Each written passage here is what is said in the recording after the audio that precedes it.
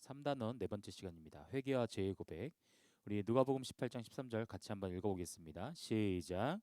세리는 멀리 있어서 감히 눈을 들어 하늘을 쳐다보지도 못하고 다만 가슴을 치며 이르되 하나님이여 불쌍히 여기소서 나는 죄인이로소이다 하였느니라.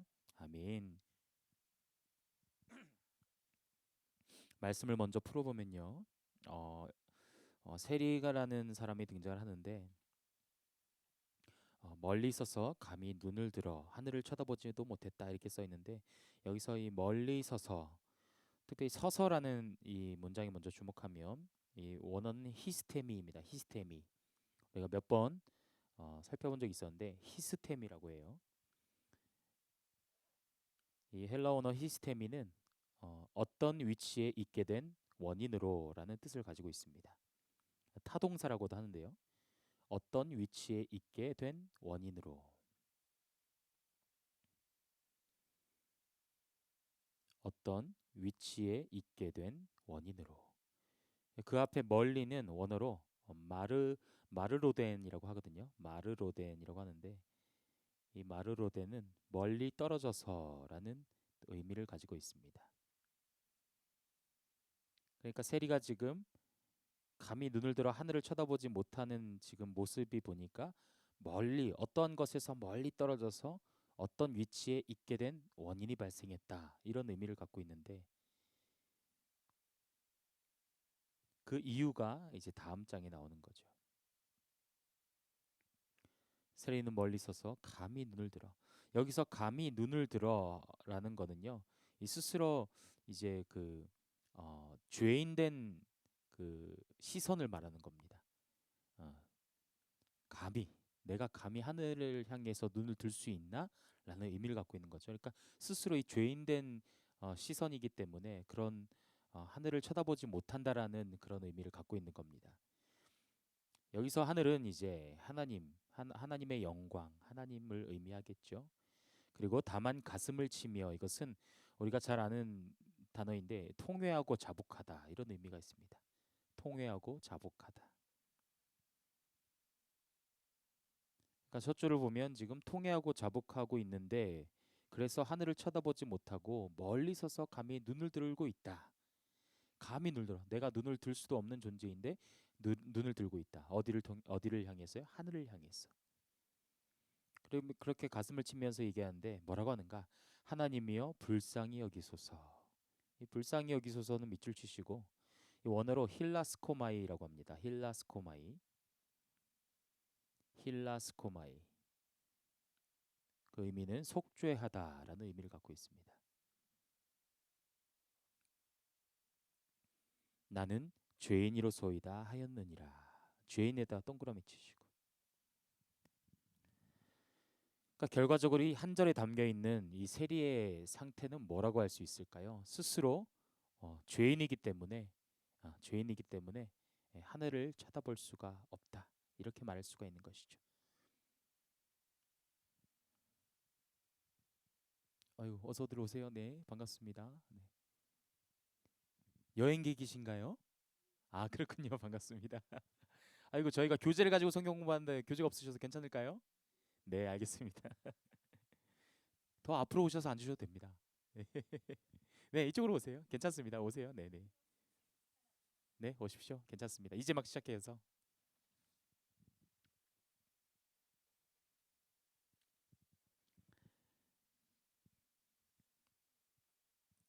자, 누가복음 18장 13절 말씀을 다시 정리해 보도록 할게요.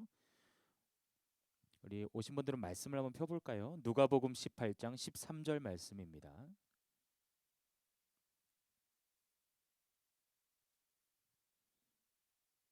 누가복음 18장 13절.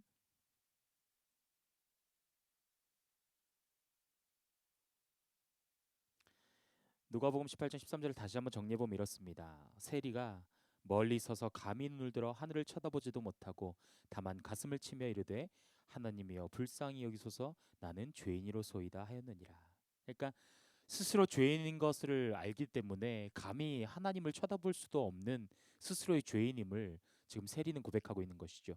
우리가 지금 이 18장 13절만 읽었는데 그 앞에 12절을 보면 어떤 내용이 있는가? 이 세리와 또 한 명의 인물이 등장합니다. 바리새인이 등장합니다. 근데 이 바리새인은요, 하나님 앞에 고백하기를, 하나님, 저는 11조도 하고요, 저는 금식 기도도 합니다.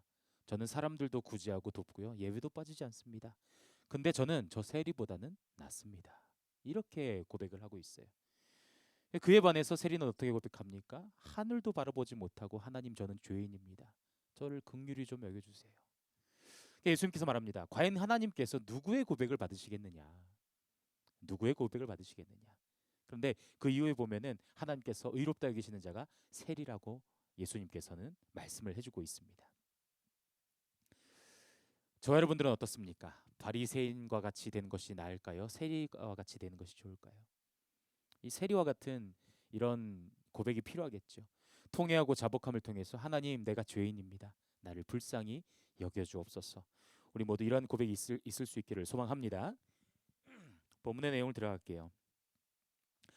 어, 많은 사람이 은밀한 죄 때문에 고통을 당합니다. 은밀한 죄와 싸우고 있는 사람이 죄를 이기려면 어떻게 해야 할까요? 은밀한 죄를 이기는 하나의 방법은 자신의 죄를 다른 사람에게 고백하는 것입니다. 이 교재를 지으신 목사님은 지금 어떠한 죄에 대한 부분, 특별히 은밀한 죄를 우리가 짓는데 이것에 대해서 우리가 이기는 방법에 대해서 우리에게 추천을 해주고 있는 것이 뭔가? 바로 다른 사람에게 고백할 수 있어야 한다라고 말하는 거예요. 왜 그런가? 그다음에 보면 자신의 죄를 다른 사람에게 고백하는 것에 대해 부정적으로 생각하는 사람도 있을 것입니다. 하나님 앞에서 죄를 고백하면 되지 꼭 사람 앞에서 죄를 고백해야 하나? 일리가 있는 말이죠. 그러나 진심으로 주님 앞에서 죄를 고백했다면 다른 사람 앞에서도 죄를 고백하는 것이 더 이상 문제가 되지 않는다라고 이 책의 화자는 주장하고 있는 겁니다. 그래서 진정으로 죄를 이기기 원하는 사람만이 오히려 자기의 죄를 다른 사람에게 고백할 수 있다. 그것도 어떤 죄입니까? 은밀한 죄, 반복적인 죄, 나만 알고 있는 죄를 말하는 것이죠. 아래 예화 부분을 볼게요. 남자들의 은밀한 전쟁이란 책을 쓴 패트릭 민즈 목사는 자신이 싸우고 있는 죄에 대하여 다른 사람에게 고백하여 도움을 요청하고 있다면 진정으로 회개한 것이고, 다른 사람들에게 그 문제를 기꺼이 말하려고 하지 않는다면 밤새도록 가슴을 치며 울고 금식해도 아직도 자신을 속이고 있는 것이라고 말했습니다. 여러분들은 어떻게 생각하십니까? 다른 사람에게 나의 은밀한 죄를 고백할 수 있다. 그런데 그것을 다른 사람에게 고백하지는 못하되 스스로 밤새도록 가슴을 치며 울고 금식하는 것은 아직도 자신을 속이고 있는 거다. 이 부분은 굉장히 민감한 관점의 차이라고 사실 저는 여러분들에게 말할 수 있어요. 이거를 일반화시켜서 모든 관점에서 밤새도록 내가 가슴을 치며 울고 금식하는 것은 무조건 자신을 속인 거다라고 말할 수는 없어요. 그렇겠죠? 이것은 하나님과의 사실 일대일 관계 아니겠습니까? 우리가 은밀한 중에 우리와 계시는 하나님과의 일대일 교제도 저는 가장 우선시되고 중요하다고 생각합니다. 여러분들 동의하시죠? 그것이 전제된 이후에 내가 누군가에게도 함께 나의 이 어려운 마음들을 고백할 수 있다면 더 좋겠죠. 그러나 이것을 일반화해서 아직도 자신을 속이고 있다라고 단정짓기는 저는 어렵다고 봅니다. 완치가 어려운 병 중에 하나가 알코올 중독입니다. 여기서 이 중독에 한번 동그라미 쳐볼까요? 중독에는 굉장히 많은 내용들이 있을 수 있는데 이 중독을 사전적 용어로 제가 한번 찾아봤더니 그것 없이는 견디지 못하는 병적인 상태다라고 말하고 있습니다. 중독이란 그것 없이는 견디지 못하는 병적 상태다.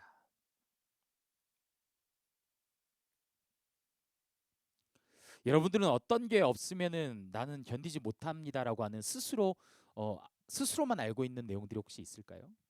스스로만 알고 있는 내용들? 뭐 스스로만 알고 있는 내용이면 당연히 이 시간 대답을 못 하겠죠. 그렇죠? 근데 그것에 내가 자꾸만 의존한다, 그것을 끊지 못한다 그러면 그것은 분명히 중독이 된다는 겁니다. 예.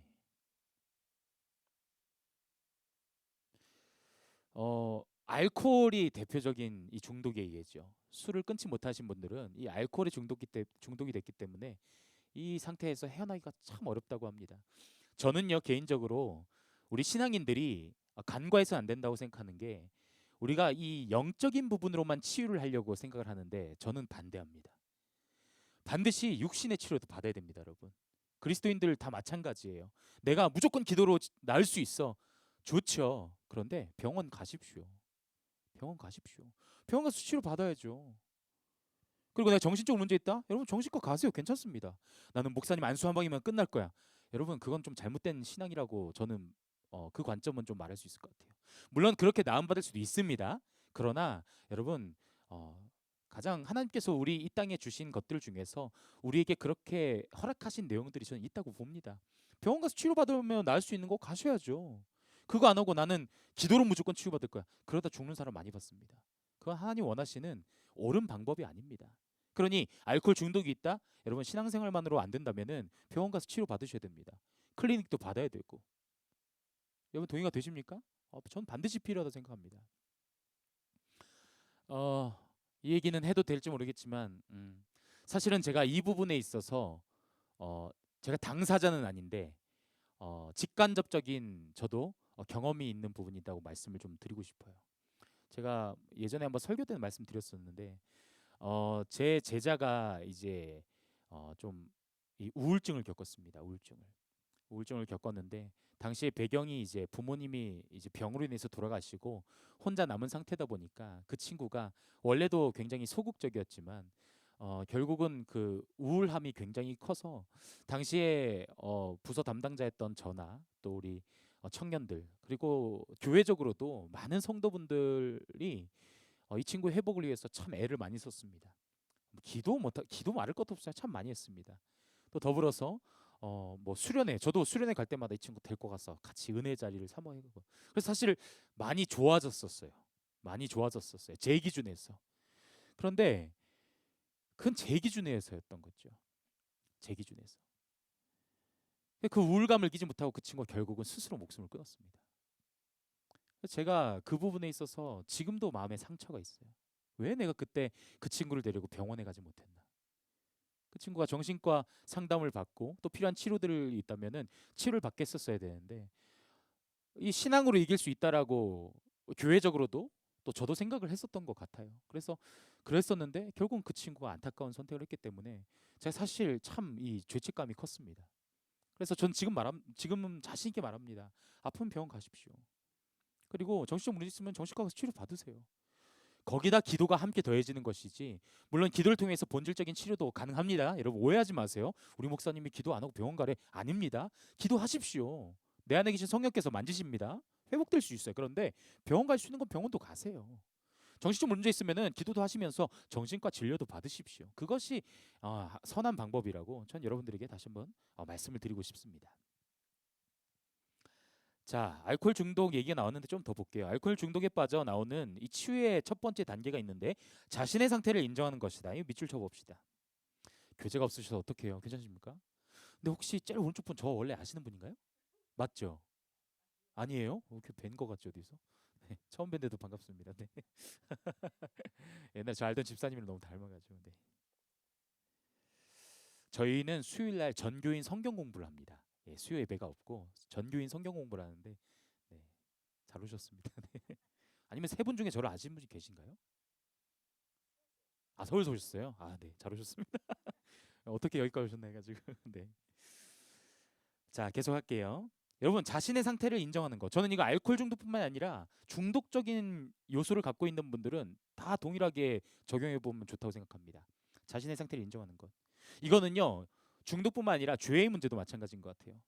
내 스스로 사실 우리 모두는요 내가 스스로가 죄인인 거 압니다.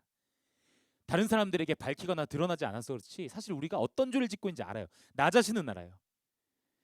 그리고 하나님이 정말 계시다면 하나님은 알 것 같은데 하나님의 존재에 대해서 이 믿음이 약하다 보니까 나 스스로만 알고 있다고 자꾸 착각하는 것이죠. 근데 사실은 하나님은 알고 계신데 그죠? 음.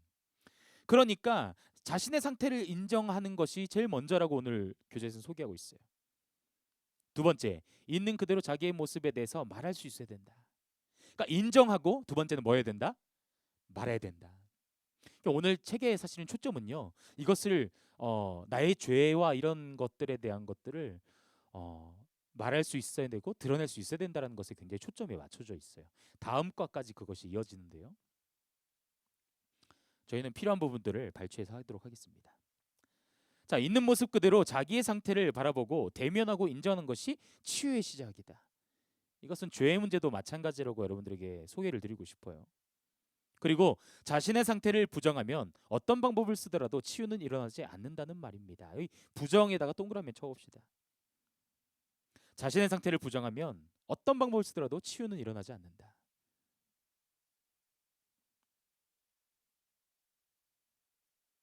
사실 우리 그리스도인들은 성령께서 우리 안에서 계속 반응을 하십니다. 성령께서 우리가 죄를 지을 때마다 근심하신다고 우리 배웠잖아요. 근심하시면서 하늘 아버지께 간구하죠. 하나님, 사랑하는 이 아들, 이 딸을 마음을 주장해 주셔서 이 죄의 길에서 벗어날 수 있도록 도와달라고 성령께서 말할 수 없는 탄식으로 구한다고 성경에서 기록되어 있지 않습니까? 그런 구하는 가운데 우리의 마음의 중심이 중요합니다. 그 마음 중심에 이 부정하는 마음, 이건 죄성입니다. 죄성을 가지고 있으면 결과적으로 회복되기가 어렵다는 것을 말하고 있는 것이죠. 그래서 회개해야 된다고 오늘 교재에서 말하고 있는 겁니다. 예와 볼게요. 캐나다 코스타에서 죄를 기는 법에 대해 말씀을 전한 적이 있습니다. 그때 저는 수련회에 참석한 유학생들에게 정말로 죄를 이기기 원한다면 죄를 고백하라고 설교했습니다. 그 다음 해에 갔더니 똑같은 강의를 또 해달라고 했습니다. 캐나다 토론토의 어떤 유학생이 간증을 했습니다. 그 학생은 지난해에 이 수련회에 참석하여 제가 전한 말씀을 듣고 청년부에 가서 고백을 했다고 합니다. 제가 음란 사이트에 빠져 있습니다. 저를 위해 기도해 주십시오. 그랬더니 자기만 그런 것이 아니라 대부분의 사람이 거기에 빠져 있더라는 것입니다. 그래서 음란 사이트에서 벗어나게 해달라고 서로를 위해 기도했다고 합니다. 어느 날 저녁 부모님이 계시지 않아 청년 혼자 집을 지키고 있을 때였습니다. 청년은 전도사에게 전화를 했습니다. 전도사님 무서워요. 무슨 일이니? 저 지금 집에 혼자 있어요. 컴퓨터도 있고 유혹을 이길 자신이 없어요. 그래서 전도사는 조금만 기다리라고 말한 다음 다른 청년들과 함께 그 청년의 집으로 갔습니다. 그렇게 청년의 집에 모여 예배드리고 큐티를 나누고 청년의 부모님이 오실 때까지 같이 있었다고 합니다. 청년은 그렇게 고백함으로써 음란 사이트의 유혹에서 이길 수 있었다고 간증했습니다. 도무지 이길 수 없었던 음란의 유혹을 고백함으로써 이긴 것입니다. 그날 죄에서 이기고 난 그는 다음에 또 혼자 집에 있게 되었을 때에 굳이 다른 사람들을 오라고 할 필요 없이 혼자서 죄의 유혹을 이길 수 있었다고 합니다.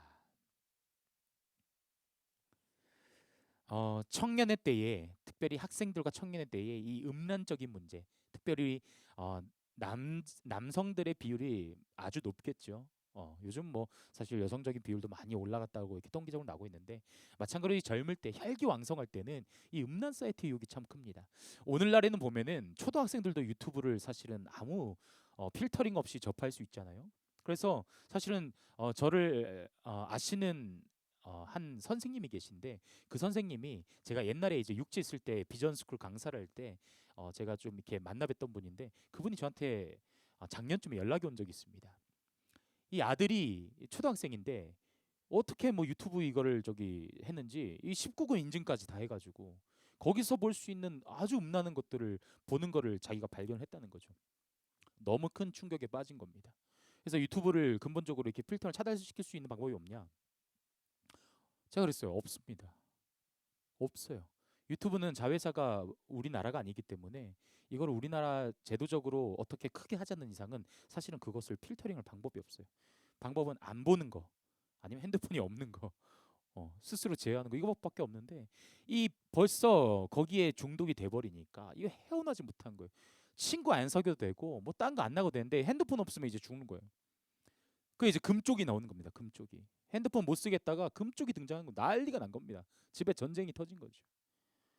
이 음란의 문제가 사실 오늘날 굉장히 심각합니다. 제가 얼마 전에도 한 통계를 보니까 벌써 이 10대들의 첫 성 경험이 지금 뭐 초등학교 4학년 이때부터 이미 첫 성적인 경험이 이루어진다고 할 정도니 굉장히 심각한 문제입니다. 오늘날 이 음란적인 이 악한 영이 이 땅을 다스리고 있기 때문에 사실은 가장 이 어려운 시대를 우리 아이들이 보내고 있다. 다음 세들이 보내고 있다. 이렇게 진단을 할 수가 있는데요. 오늘 내용도 보면 사실 이 쉬운 문제가 아닙니다. 첫째, 고백하는 것이 어렵고 둘째, 고백을 했다고 해서 또 찾아가서 함께 시간을 보내고 있는 이 공동체는 사실 굉장히 뭐랄까요? 아주 희귀한 공동체예요. 이런 전체는 없습니다. 전인삼 저 힘들어요. 왜? 저 야동 볼 것 같아요. 이런 친구 잘 없습니다. 진짜 이 정도면은 굉장히 솔직하고 진솔한 친구인 거예요. 잘 없습니다, 여러분. 자, 진정한 회개는 예수님과의 관계 안에서 이루어집니다. 여러분 아멘이시죠? 밑줄 한번 쭉 쳐봅시다. 진정한 회개는 예수님과의 관계 안에서 이루어진다. 저는 이 부분 100% 확신합니다. 예수 그리스도로 충만하면요, 야동 끊을 수 있습니다. 정말 가능합니다. 내 안에 성령께서 감동을 주시고 내 입술에 찬양의 고백이 넘쳐나면 사실 그 감격이 너무나 커서 사실 음란한 것들 끊을 수 있어요. 근데 문제는 그 성령 충만을 받고 예수 그리스도의 관계를 통해서 만족함을 얻기까지가 쉽지가 않다는 겁니다. 이 역할을 어디서 해야 되는가? 교회에서 해야 되는 겁니다. 목회자가 해야 되고 우리 성도들 공동체가 이 부분을 할 수 있어야 됩니다. 그래서 저는요, 교회에서 은혜가 충만한 거 너무 좋습니다. 그런데 그것만으로 안 된다는 거예요. 그래서 그리스도 안에서 성도들이 복된 교제도 해야 됩니다. 저는 그래서 교제도 굉장히 강조합니다. 예. 자, 그런데 예수님과의 관계를 온전히 지켜나가려면 주님은 때때로 우리의 죄를 다른 사람들에게 고백하게 하십니다. 우리는 어떤 사람이 자기 죄를 토해내는 것을 통해서 자기의 죄를 보게 됩니다. 자신만 아는 죄를 다른 사람에게 고백한다는 것은 정말 어려운 일입니다. 아무도 그렇게 하지 않으려고 합니다. 그런데 어떤 사람이 매장당할 각오를 하고 자기의 추하고 부끄러운 죄를 고백합니다. 그 순간 사람들은 충격을 받습니다. 도대체 누가 저런 부끄러운 죄를 고백할 수 있는가? 아, 주님이시구나. 주님은 다 알고 계시구나. 그리고 자기 안에도 그와 같은 죄가 있다는 사실을 발견하고 회개하게 됩니다. 회개의 문이 열리는 것입니다. 여러분, 이것도 상위 5% 안에 들까 말까요? 실제로 셀 모임에서, 한국교회 셀 모임 많이 하잖아요. 실제로 셀 모임에서 이 부분을 용기 있게 한 청년이 얘기한 겁니다. 그 청년 교회 떠났습니다. 이 셀 모임이요, 성숙하게 단계로 적용되지 않으면은 셀 모임을 안 한 바 못합니다. 사실은 셀 순장들도요, 저는 옛날에 셀 이 코스를 지도자 교육 받았는데 셀 순장이 되려면 사실 한 3년 정도 교육 받아야 돼요. 근데 한국 교회 3년 동안 교육 안 시킵니다. 왜요? 빨리 세워야 되잖아요. 빨리 직분 줘야 되거든요. 3년 동안 하지 않아요. 한 뭐 반년 정도 교육시킨 다음에 나머지 교육은 하면서 하라고 그러면서 순장 세우는데 사실 그렇게 해서 문제가 많이 생기는 겁니다. 철저하게 완전히 정말로 이것들을 잘 감당할 수 있을 만큼의 준 사역자가 되지 않으면요, 이거 내가 감당을 못해요. 여러분 생각해 보세요. 5명이 모여서 셀 모임 하는데 지도자 말고 나머지 4명이요, 정말 꺼내기 어렵고 두려울 만한 내용들, 힘든 내용들 꺼내는데 이거를 순장이 감당 못한다고 생각해 보세요. 큰일 나는 겁니다. 그래서 실제로 정말 용기 내서 꺼낸 거예요. 저 이러이러한 죄를 졌습니다. 그 자리에서는 뭐, 아, 용기가 대단해요 형제님, 축복합니다 했는데 얼마 시간 좀 지나고 보니까 이 형제 완전 쓰레기가 되어 있는 거예요. 교회에서 모르는 사람이 없어. 이 형제는 그런 형제야. 결국 교회 떠났습니다. 그 이후에는 제가 들은 바가 없는데 신앙생활 잘할 수 있을까요? 교회에서 받은 상처가 얼마나 큽니까?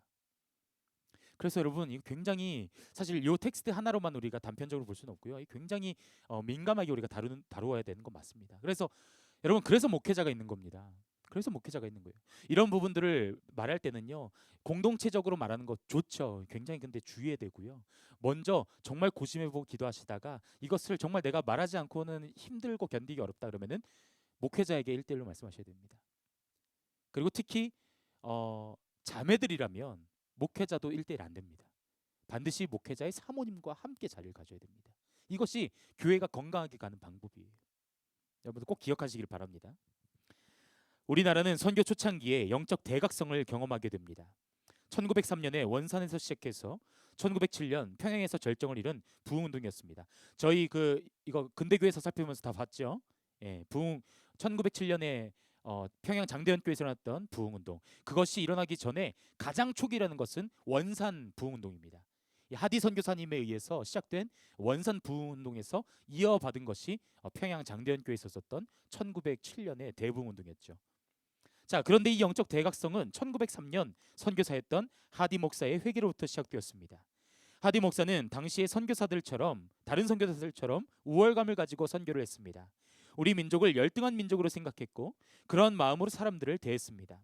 사경회를 인도하는 중에 이러한 자신의 죄를 고백하게 되었습니다. 그 고백을 들은 성도들 역시 죄를 고백함으로써 영적 부흥을 경험하게 되었습니다. 기록에 의하면 단순히 남을 미워하거나 질투하거나 남을 회방하는 일에 대한 회개 이외에도 다른 사람의 물건을 훔치는 도적질이나 살인, 강간과 같은 죄를 고백하며 회개하는 사람들의 수가 무수히 많았습니다. 이런 죄의 고백으로 인하여 일본 경찰은 범인을 잡으려고 교회로 찾아오기까지 했다는 기록도 있습니다. 우리가 근대교사를 통해서 대붕운동이 일어났던 그 시대상을 살펴봤습니다. 선교사들이 1800년대 후반에 이 땅에 교회 들어오면서 복음이 이제 온 땅에 퍼지게 되었고, 특별히 성경이 이 한글로 번역이 되고 퍼지게 되면서 이 땅에 복음이 굉장히 빠른 속도로 전파가 되었죠.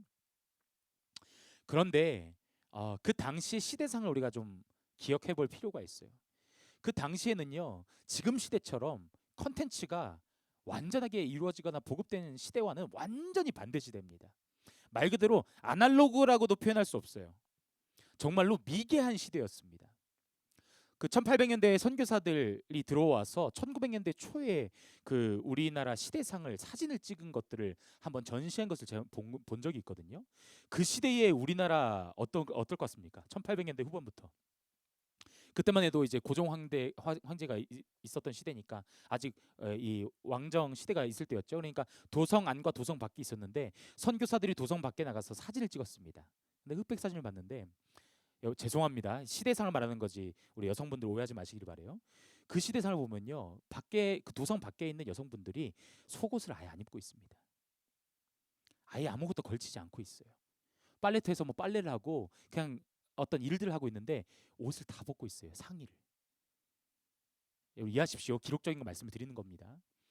그때 선교사들이 너무 충격을 받은 거예요. 한국이란 나라가 이렇게 지금 발전되어 있지 못하고 굉장히 뒤처 있구나. 표현을 좀 하자면은 미개한 거예요. 이 배우지 못해서.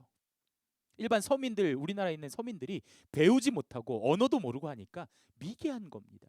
미개한 거예요. 그래서 그 시대적으로 그런 부분들이 많다 보니까, 여러분 지금 우리가 할 수 있는, 예를 들어서 우리가 지금 어떤 어 내가 마음이 좀 힘들어요. 그럼 그 마음이 힘든 것을 해결하기 위해서 찾아볼 수 있는 콘텐츠가 몇 개나 될까요? 좀 자세히 하면 수백 개 넘지 않겠습니까? 유튜브 찾아볼 수 있죠. 책방 가서 책 사다 볼 수 있죠.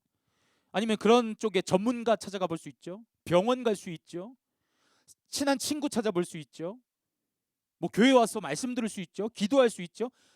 뭐 사실 콘텐츠는 너무 많아요. 근데 그 당시에 그런 콘텐츠가 없었다는 겁니다. 그런데 선교사라는 사람이 와가지고 이 미개한 사람들 앞에서 내 죄를 고백하고 있는 거예요. 그 사람들은 마음 가운데 큰 감동이 온 겁니다. 그러면서 이 사람들이 고백하는데 어떤 것까지 얘기하는가? 살인하고 강간한 것까지 얘기하는 거예요. 그러니까 여러분, 정말로 이 죄의 본질성을 거기서 다 노출해 버려서 사실은 더 이상 밝혀도 부끄러운 게 없는 상황이 될 만큼 거기 있는 모든 사람들이 완전 이 죄에 대한 문제가 100% 오픈이 돼 버린 겁니다. 그러니까 완전히 오픈된 상황에서 툭 치기만 해도 이 완전히 그냥 큰 이 감격과 이 죄의 고백이 나오기 쏟아지기 시작한 거죠. 그러니까 그 시대 상황에서 그 평양 대부운동과 원산 부운동이 일어날 수 있었던, 그 발언될 수 있었던 상황적인 환경이 만들어져 있었다고 생각합니다. 물론 성령의 역사가 주됐지만 그런 환경적인 요소가 있었어요. 오늘날 왜 그때의 부흥처럼 잘 되지 않는가? 여러분, 그때 성령님과 지금 성령님 다릅니까? 그때 말씀과 지금 말씀 다른가요? 그때 선교사님들은 말씀을 더 잘 전했고 오늘날 목회자들은 능력이 없습니까? 아니라는 거예요. 그만큼의 우리의 눈과 마음과 시선들을 빼앗고 있는 죄의 모습들이 너무나 온 천지에 깔려 있는 거죠. 컨텐츠적으로. 그러니 순수하게 다가가거나 순수하게 내려놓거나 순수하게 고백하기가 어려운 시대가 돼 버렸다. 우리 개개인적으로 성도들도 판단할 수 있는 여건들이 너무나 많다는 거죠. 사실 너무나 어려운 시대를 우리가 지금 살아가고 있다. 그 안에서 신앙생활하고 있다라고 사실은 좀 말씀을 드리고 싶은 것이 있었습니다. 우리 146페이지 볼게요. 우리 오신 분들은 성경을 한번 찾아볼까요? 야고보서 5장 16절을 보겠습니다. 야고보서 5장 16절인데요. 말씀을 찾아보겠습니다.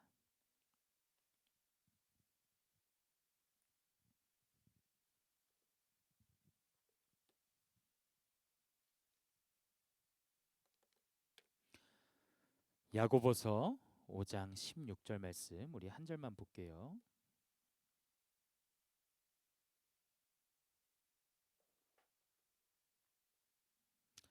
다 찾으셨나요? 우리 한 목소리 함께 읽습니다. 시작. 그러므로 너희 죄를 서로 고백하며 병이 낫기를 위하여 서로 기도하라. 의인의 간구는 역사하는 힘이 큼이니라. 아멘. 자, 퀘스천이죠. 야고보서 5장 16절을 읽고 초대교회 때에는 왜 하나님의 능력이 많이 나타나는지 그 이유를 찾아 써봅시다. 자, 어떤 내용이죠? 서로 뭐 했죠? 죄를 서로 고백했죠.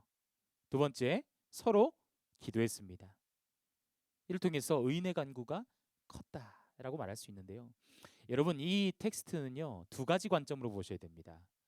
첫 번째는 어, 초대교회 때, 2000년 전이죠. 예수님이 오셨던 그 당시에 초대교회 때는 많은 능력의 역사들이 나타났었습니다. 많은 신유의 역사들, 치유의 역사들, 방언과 통변의 역사들, 뭐 방언은 오늘도 있지만요, 많은 역사들이 있었습니다. 그런데 그것들로 인해서 제가 일전에도 한번 말씀드렸었습니다. 그 당시에도 이단들이 있었고 귀신을 부리는 술사들도 있었는데 어떤 부분들, 예를 들어서 병을 고치거나 이런 것들이 예수 믿는 사람들 안에서 사도들이나 그러한 사람들의 권세만으로 국한되는 것이 아니라 이 귀신 들린 사람들이나 귀신 부리는 술사들도 그러한 이적들을 행하는 거예요. 그러니까 이제 이런 것들로 인해서는 이 하나님의 은혜가 분별이 안 되는 겁니다. 그래서 사실은 그 시대에 이 어떤 그러한 역사들을 성령적으로 좀 막았다라고 저희는 보는 관점이 있어요. 신학적인 관점으로. 그것으로 인해서 우리가 어떤 그 성경적인 관점으로 접근을 하는 것이 위험할 수 있다. 이것이 방언을 했는데도 이게 정말 하나님께서 주시는 은혜의 방언인가? 아니면 내가 내 스스로 하는 의지의 방언인가? 아니면 귀신 방언도 있거든요. 그건가 이 구별이 안 되는 경우가 있는 겁니다. 그래서 성경에서 사도 바울은 명확하게 주장합니다. 우리에게 가장 큰 은사가 있으니 그가 뭐라고요? 사랑이다. 고린도전서 13장에서 말하는 거예요. 우리에게 하나님께서 주신 가장 큰 은사가 있으니 병 고치는 은사, 방언 은사 다 좋은데 그것보다도 가장 큰 은사를 주셨으니 이것은 서로 사랑하는 것이다. 누구 때문에? 예수 그리스도 때문에. 우리에게 십자가에서 모든 것을 내어주신 주님. 그래서 결과적으로는 그 사랑으로 인해서 우리에게 다시 한번 주어지는 또 다른 은혜가 있어요. 그게 뭡니까? 믿음인 겁니다. 오직 의인은 믿음으로 말미암아 구원을 얻는 줄 믿습니다.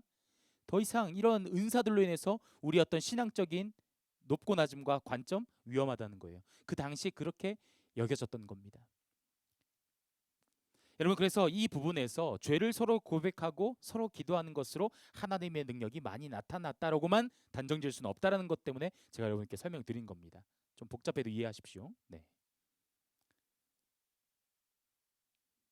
자, 그래서 초대교회 때라고 지금 말하고 있는 겁니다. 그렇죠? 네. 초대교회 때 왜 하나님의 능력이 많이 나타났는가?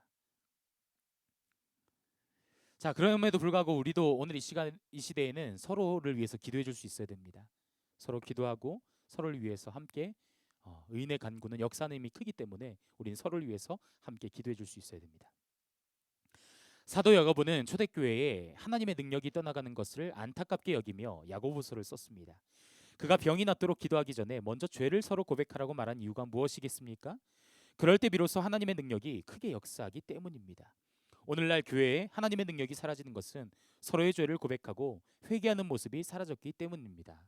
이것도 어느 정도 맞는 부분도 있습니다. 교회 공동체에는 많은 복이 있지만 그중 하나가 서로의 죄를 고백하고 회개할 수 있도록 도울 수 있다는 것입니다. 서로의 죄를 고백하고 회개함으로 주님과 더 깊은 관계로 나아갈 수 있도록 서로를 붙들어 줄 수 있다는 것은 정말 놀라운 일입니다. 저희 교회에서는 셀 모임을 진행하고 있지 않지만 셀 모임에 대해서 잠깐 좀 소개를 해보려고 해요. 사실은 한국 교회에서 이 시스템은요, 아까도 말씀드렸지만 여러 가지 이런 환경적인 요인으로 해서 쉽지 않다는 겁니다. 네. 이 자리에서 지금 갑자기 우리 순초 형제가 여기 갑자기 번뜩 일어나니 목사님 저 고백할 게 있습니다 하면서 막 뭘 얘기했는데 우리 다 예. 이럴 수 있다니까요. 네.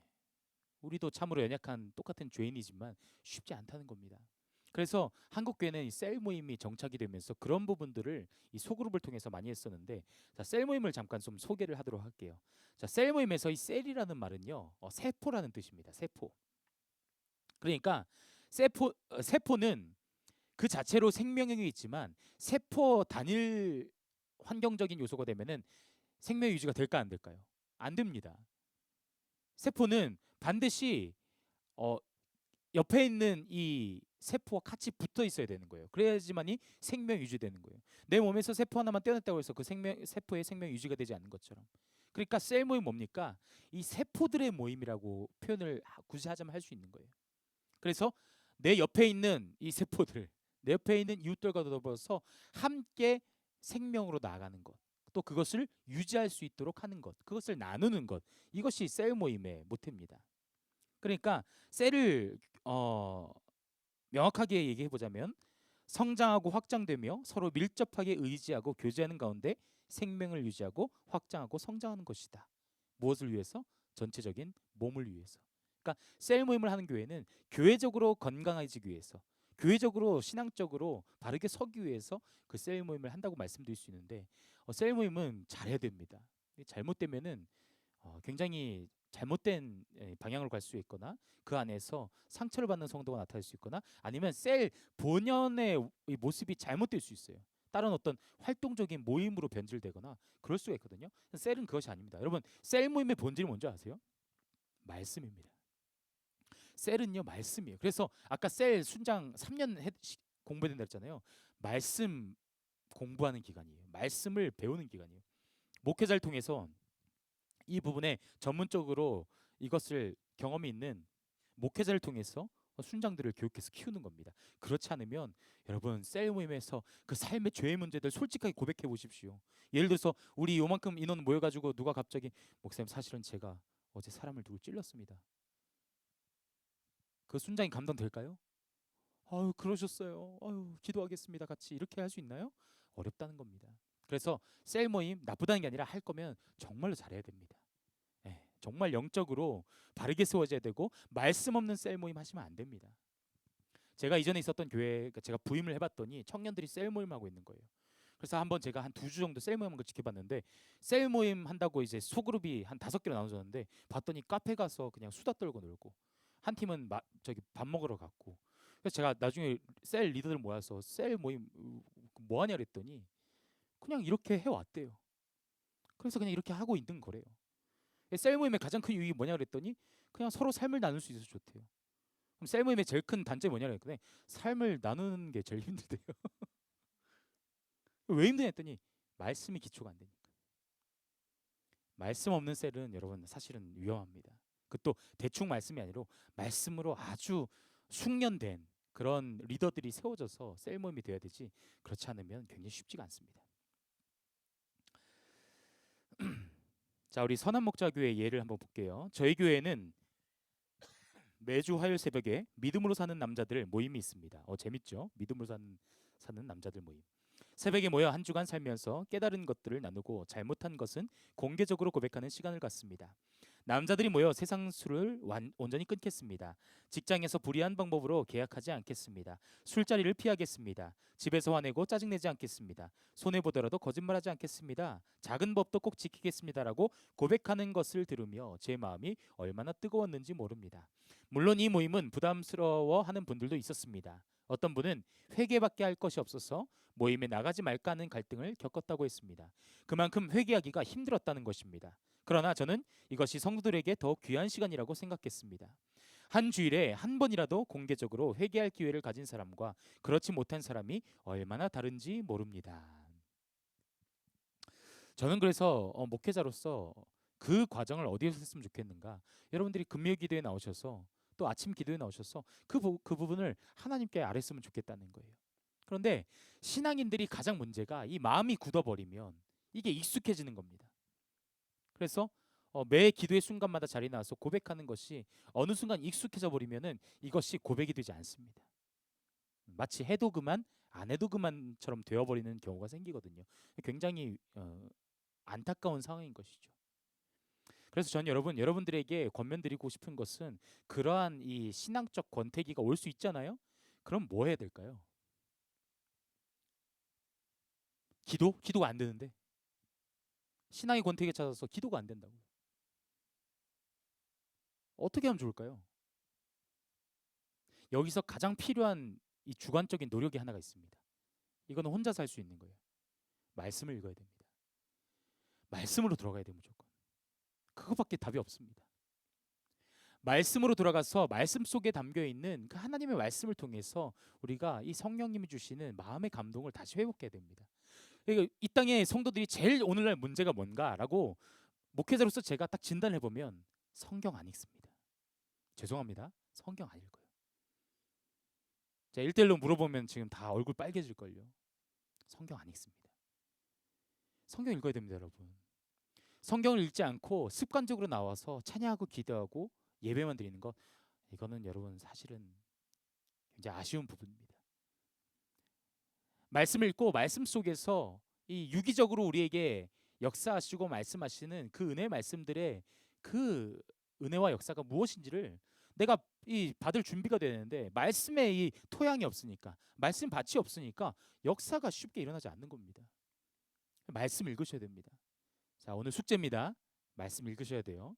힘들어도 성경책 펴셔서, 저는 뭐 그런 표현들 많이 하시잖아요. 쉬운 것부터 읽으면 된다. 그래서 뭐 잠언부터 읽고 하라잖아요. 그냥 앞에서부터 읽으세요. 예. 창세기부터 읽으셔서 어려운 부분도 읽으세요. 어렵다고 안 읽고 넘어가고, 레위기 왜 레위기만 맨날 점프합니까?